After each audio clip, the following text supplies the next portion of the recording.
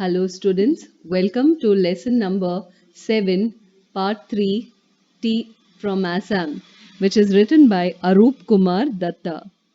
Now, Pranjal, a youngster from Assam, is Rajveer's classmate at school in Delhi.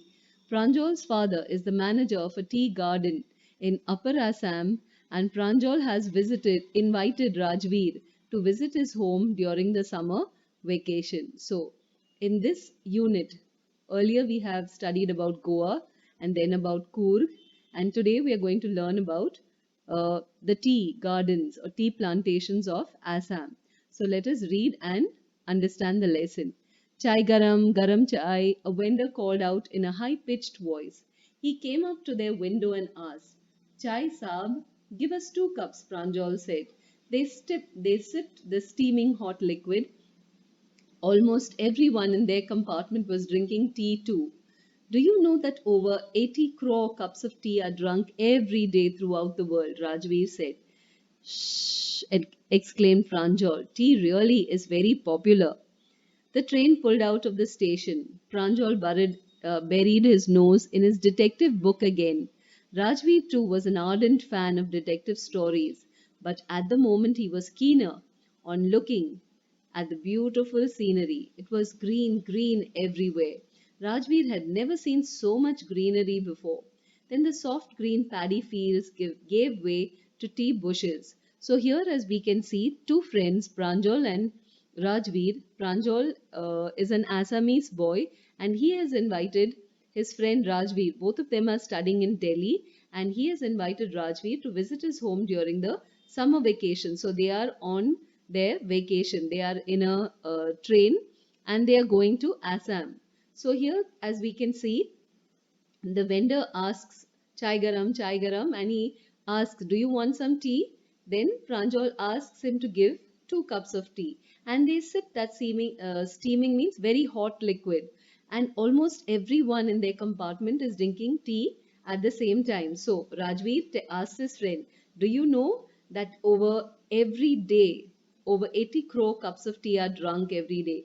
And Pranjal, exclaims with surprise and he says, "Wow, I really didn't know that tea was so very popular." And so, talking, the train pulls out of the station. And Pranjal gets, he buries his head in a detective book. Rajveer also likes reading detective stories, but at that present moment, he was keen on looking at the beautiful scenery around, and he saw that it was so green. He had never seen such greenery anywhere before. Then the soft green paddy field. So what he was looking out of the compartment window, he could see the paddy fields, is rice fields, and then slowly it gave way to tea bushes. Now let us continue reading further. It was a magnificent view. That means it was superb. Against the backdrop of densely wooded hills, a sea of tea bushes stretched as far as the eye could see. Dwarfing the tiny tea plants were tall, sturdy shade trees, and amidst the orderly row of bushes busily moved doll-like figures. So here, as now what Rajveer can see from outside the compartment window, he could see greenery everywhere. Soft paddy, green paddy fields, and there were tea bushes. That means there were tea plantations everywhere. It was really magnificent, breathtaking. And uh, against the backdrop, there were densely wooded hills, and tea bushes could be seen everywhere. Wherever his eye could see, he could see tea plantations. And also, dwarfing the tiny tea plants were tall trees which gave shade to those tea plants. And amidst the orderly row of bushes, doll like figures, that means women, could be seen moving about. In the distance was an ugly building with smoke billowing out of its tall chimneys. "Hey, a tea garden!" Rajveer cried excitedly. Pranjal, who had been born and brought up on a plantation, didn't share Rajveer's excitement. "Oh, this is tea country now," he said. "Assam has the largest concentration of plantations in the world.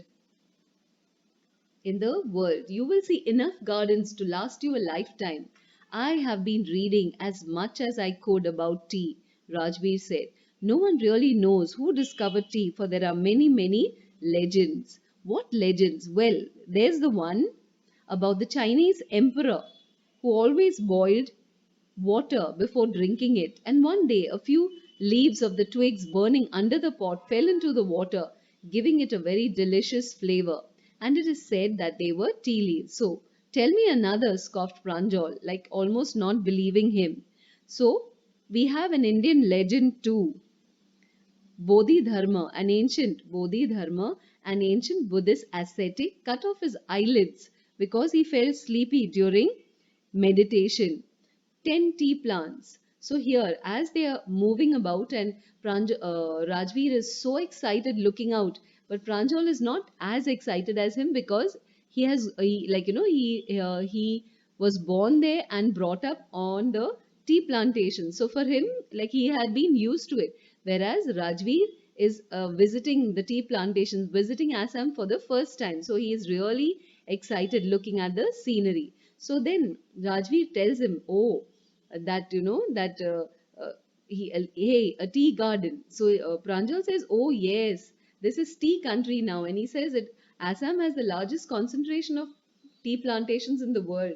He says you will see so many tea gardens that you like that will be enough to last you a lifetime.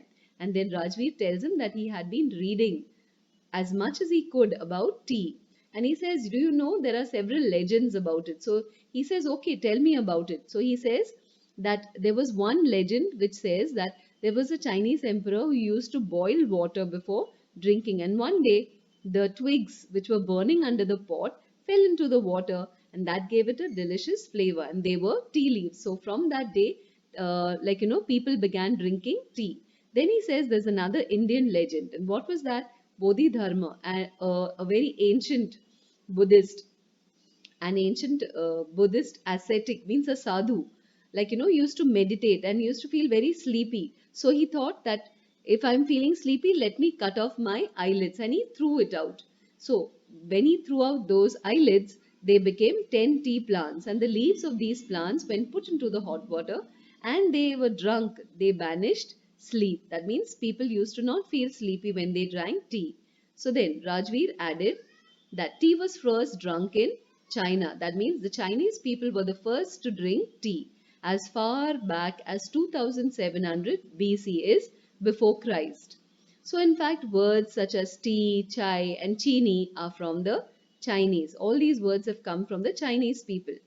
Tea came to Europe only in the 16th century and was drunk more as medicine than as a beverage. Oh, okay, so Rajveer tells his friend Pranjal that tea was first not drunk in India but first drunk in China way back 2700 BC. And he says the words chai and chini are not Indian but they are Chinese words. And people in Europe drank tea only in the 16th century when they came to India and China. And they drank it more as a medicine. They did not drink it as a beverage like the Indian and the Chinese people drink it. So the train clattered into Mariani Junction. The boys collected their luggage and pushed their way to the crowded platform. That means they were to get off at Mariani Junction. So they got out of their compartment. They collected their luggage. Pranjal's parents were waiting for them. And soon they were driving towards Dekhya Bari, the tea garden managed by Pranjal's father. So after they alighted from the train, they went with Pranjal's parents towards Dekhya Bari, which was the tea garden managed by Pranjal's father. So after an hour, they went by car. So after an hour, the car veered sharply off the main road and they wondered why. They crossed a cattle bridge and entered Dekhya Bari tea estate. That means in order to go towards Dekhya Bari, they had to go off the main road. On both sides of the gravel road, that means there were small little pebbles and stones, were acre upon acre of tea bushes. That means on both sides there was a gravel road. That means it was like not a pakka road kind of, and on both sides of that road there were acre upon acre. I mean acres and acres of tea bushes, all neatly pruned. That means they had been cut very well to the same height, and groups of tea pluckers with bamboo baskets on their backs, wearing plastic aprons, were plucking the newly sprouted leaves. So when Rajvil and Pranjal got off the train, they met Pranjal's parents. They got into a car and then they started going towards the tea garden, which was managed by Pranjal's father. An hour later, they reached that Dekhyabari tea estate. And on both sides of the road, there were like acres and acres of tea bushes. Now, gravel are small rounded stones mixed with sand, and pruned is cut away from the tree. So they could see the tea plants, which were like, all of the same height, and they could see groups of pluckers, like with bamboo baskets on their backs, with a like, a strap around their forehead, and they were wearing plastic aprons and plucking the newly sprouted leaves. Pranjal's father slowed down to allow a tractor pulling a trailer load of tea leaves to pass. So Pranjal's father slowed down the car and allowed one big tractor to pass by. This is the second flush or sprouting period, isn't it, Mr. Barua? Rajveer asked. It lasts from May to July and yields the best tea. So then, when Rajveer asks Pranjal's father that this is the second flush or the sprouting period, isn't it? That means after they trim or they prune the tea plants, then they sprout again, and that lasts from May to July, and you have the best tea. So Pranjal's father was quite surprised that this boy, his son's friend, had done his homework well before coming. So he says, "You seem to have done your homework before coming." Pranjal's father said with surprise. "Yes, Mr. Barua," Rajveer admitted, "but I hope to learn much more while I'm here." So that was not the end of it. Even though Pranjal's father was quite surprised that Rajveer had done his homework before coming, he says, "No, but that's not enough." He says, "I would like to learn lots more while I'm over here." Now, children, so I hope you have understood this lesson well, that how you have tea gardens, and Assam is like, the center. Like you have concentration of tea plantations in Assam. You have people who are like, engaged in plucking all those leaves, tea leaves, and then they process it and they make it into tea, which is drunk all over the world. Assam tea is quite famous all over the world, and not only that, there are a lot of legends connected with tea drinking. One about a Chinese emperor, another Indian one about a sadhu who cut off his eyelids and things like that. So there are a lot of legends connected with tea. I hope you have understood. So kindly read, make sure you read all the three lessons well. Thinking about language, look at these words: upkeep, downpour, undergo, drop out, walk in. They are built up from a verb. That means verb, keep, pour, go, drop, walk, and an adverb or a particle: up, down, under, and in. So you have to use these words appropriately in the sentences given below. The first one is, use these words appropriately in the sentences below, and uh, you may consult a dictionary for it.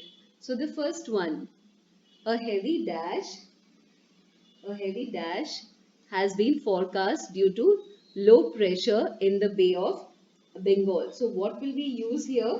Let us see that. Okay. The first one is a heavy downpour. The second one, Rakesh will undergo. Then my brother's responsible for the upkeep of our family property. That means he is responsible for looking after. Then the fourth one, the dash rate for this accountancy course is very high. The dropout rate for this accountancy, that means many people are leaving this course. She went to the enterprise company to attend a dash interview, to attend a walk-in interview. Now we come to exercise number 2. Now fill in the blanks in the sentences given below by combining the verb given in brackets with one of the words from the box as appropriate. The first one, the army attempted unsuccessfully to dash the government, that is, overthrow the government. The second one, scientists are on the brink of a major dash in cancer research. That means break is breakthrough. They are on the brink of a major breakthrough in cancer research. The third one, the state government plans to build a dash, a pass, uh, a dash for Bhubaneswar to speed up traffic on the main highway. So what is the next one is bypass. The state government plans to build a bypass for Bhubaneswar in order to speed up traffic. Then Gautam's dash on life changed when he realized that the world is full of sorrow. His outlook, the way he looked at life. Rakesh seemed unusually cast is given after the game. He was downcast means very sad. The next one. Notice how these ing and ed adjectives are used. Chess is an interesting game. I am very interested in chess. Going trekking in the Himalayas this summer is an exciting idea. We are very excited about the trek. So, are all your school books this boring? He was bored as he had no friends there. So, the ing adjectives show the qualities that chess, trekking, or these books have. They cause interest, excitement, or boredom. Whereas the ed or the en adjectives show your mental state or your physical state, how you feel in response to ideas, events, or things. So, think about suitable ing or ed adjectives to answer the following questions. You may also use words from those which are given above. Now, how would you describe a good detective serial on television? You would describe it as interesting or exciting. Then the second one, a debate on your favorite topic. Homework should be banned. So you would, what would you call that? You would call it interesting or exciting. How do you feel when you stay indoors due to incessant rain? Incessant means rain that does not stop, that continues for a long time. You would get very bored. How would you feel when you open a present? You would feel very excited. Then the next one, how would you feel when you watch your favorite program on television? You would be very excited or very interested. Then, what would be the look on your mother's face as you waited in a queue? Then, the look on your mother's face would be very bored. Mother would be very bored. Then, number 7, how would you feel when tracking a tiger in a tiger reserve forest? You would be, how would you feel? You would feel very excited. Then, the story you have recently read or a film that you have seen recently, what would you feel? How would you feel? You would feel very story that you have or the film. It could be exciting or boring depending on what the film was about. Then, now use the adjectives in the exercise above as appropriate to write a paragraph from about Coorg. Then, the next exercise. Read the following passage about tea. So, here, India and tea are so intertwined. That means they are so closely, locked together that life without the brew, they're talking about the tea, is unimaginable. You cannot imagine India without tea. Whichever corner of India you go to, you'll find people drinking tea. Tea entered our life only in the mid 19th century when the British started plantations in Assam and Darjeeling. In the beginning, though, Indians shunned the drink. That means they did not, they remained away from it. To shun something is to like leave it on one side, not to go close to it. So they shunned the drink as they thought it was a poison that led to umpteen, that means countless diseases. Ironically, tea colonized Britain, where it became part of their social diary and also led to the establishment of numerous tea houses. Tea colonized Britain. That means, Britain, when the British people, when they started growing tea in tea plantations, it did not only remain in India, but it also, wherever the British went, along with them went tea. And it became a part of their social diary. They used to have tea, afternoon tea, morning tea, and so it led to the establishment of numerous tea houses. Today, scientific research across the world has attempted to establish the beneficial qualities of tea, a fact that Japanese and the Chinese knew anyway from ancient times, attributing it to a number of medicinal properties. But today, scientific research has uh, established that tea has many good qualities, which the Japanese and the Chinese people knew since very, very long. This has been published in the literary review The Hindu, 1st October 2006, written by History Tea Anytime by Ranjit Biswas.